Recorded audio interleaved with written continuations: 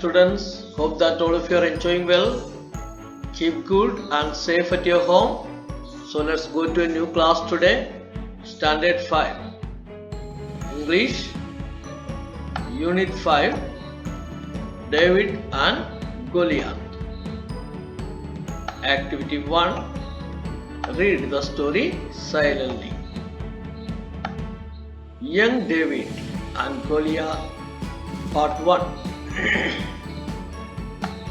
There lived a young boy named David a long time ago. बहुत समय पहले दाविद नाम की एक जवान लड़का था. He had 3 older brothers and they were all soldiers in the king's army. उनके 3 बड़ा भाइयां थे, वो सभी राजा की सेना में काम करते थे. David also wanted to be a soldier, but his father wanted him to stay at home and look after his sheep. David भी एक सैनिक बनाने के लिए चाहता था, लेकिन उसकी पिताजी उसको घर पे रहने के लिए और उनकी जो भेड़ बकरियां हैं उसको चराने में पसंद करता था. Every day David used to take his father's sheep into the hills. हर रोज डेविड अपनी पिताजी की भेड़ों को लेके पहाड़ों की ओर चले जाते थे. While the sheep were grazing, he looked for flat round stones along the river bank or beside the rocks and put them in his bag.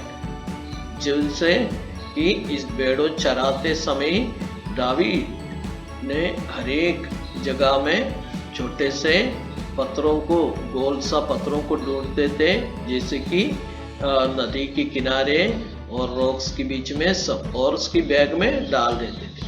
Sometimes a hungry lion or an angry bear came to kill sheep, but David was not afraid. कभी कभी कोई भूखा रहने वाला lion, नहीं तो उनकी lion जो उनकी भेड़ों को पकड़ने के लिए आ जाता था, लेकिन दाविद कभी भी उसमें डरता नहीं था. He took a stone from his bag and put it in his sling. उसने एक अपनी बैग में से एक पत्थर निकाला और उसकी स्लिंग पर रख दिया.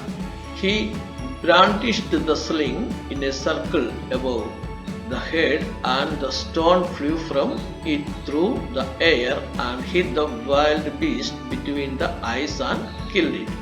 उसने अपने स्लिंग पर इस पत्थर को रख के उसको जोर से फेंका और उसने ये देखा कि जो जानवर थे जंगल, उसकी आंख के बीच में ये पत्थर लग गया और उसको मार डाला. One day David's father called him. एक दिन डेविड की पिता उनको बुलाया. He told him that their enemies, the Philistines, were marching into Israel.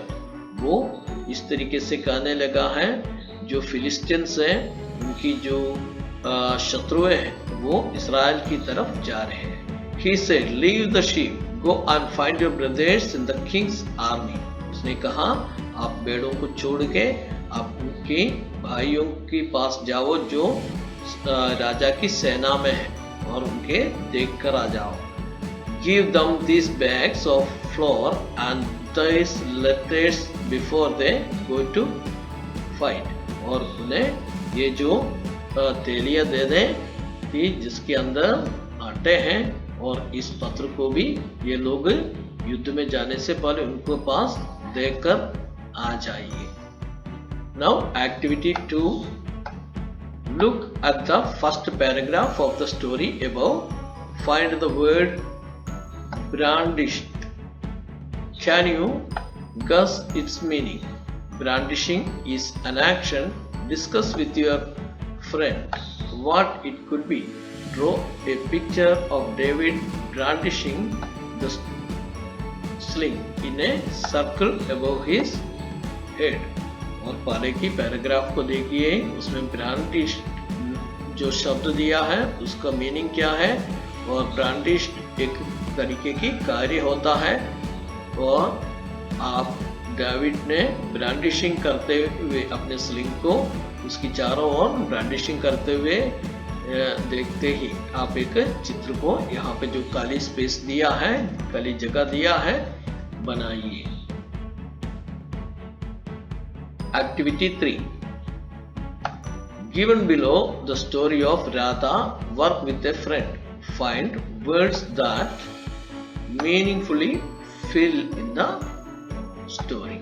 Okay, this will be given to the next class. Thank you. And today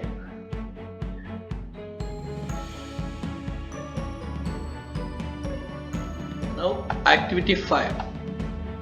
Let's continue the story.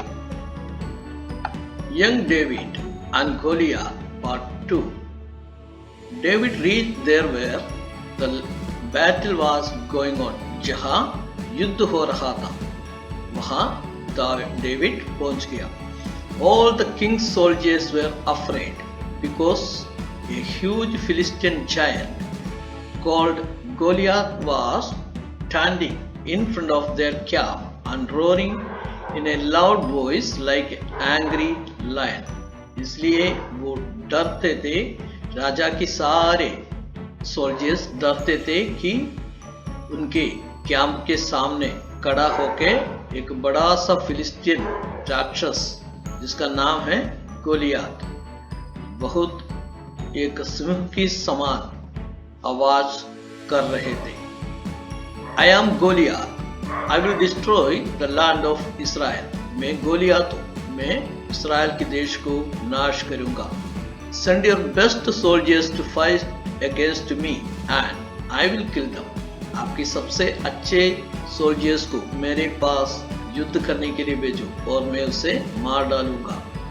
The king of Israel was worried about this, so he made a promise to his soldiers. Israel की राजा इस बातों पर बहुत चकित हो गया और उसके सोल्जर्स के साथ उसने एक वायदा किया.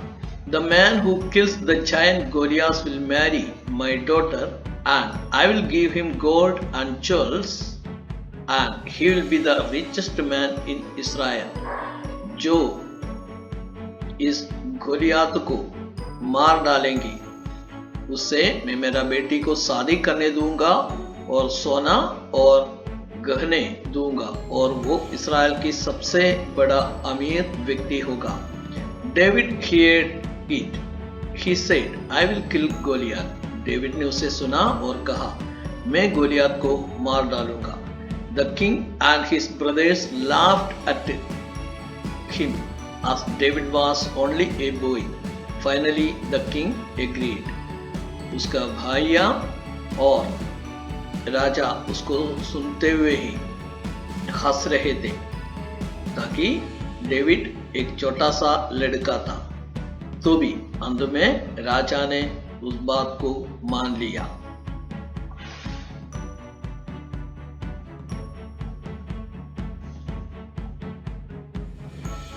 Let's find out what really happened.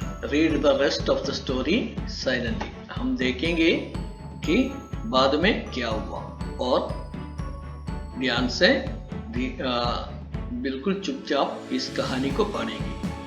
Young David and Goliath part 3.